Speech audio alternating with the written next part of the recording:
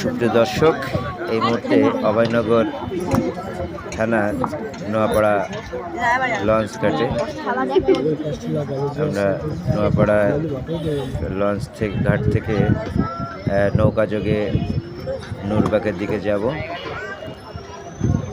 পুরাতন ঐতিহ্যবাহী এই ঘাট, আপনারা জানেন যে নোয়াপাড়া শব্দের অর্থ বাণিজ্যিক একটা কেন্দ্রবিন্দু এই অঞ্চলের জন্য। দক্ষিণাঞ্চলের বিশেষ করে আকিজের কারণে বা আকিজ কোম্পানির বিভিন্ন প্রোডাক্টের জন্য নোয়াপাড়া ঘাটটা বেশ প্রসিদ্ধ এবং অনেক মানুষের পারাপারের স্থান এটা এবং জনবহুল যথেষ্ট পরিমাণে।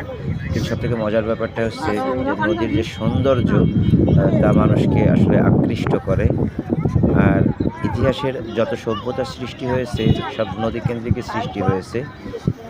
ঠিক এই নোয়াপাড়া যে সভ্যতা তার ব্যতিক্রম নয়,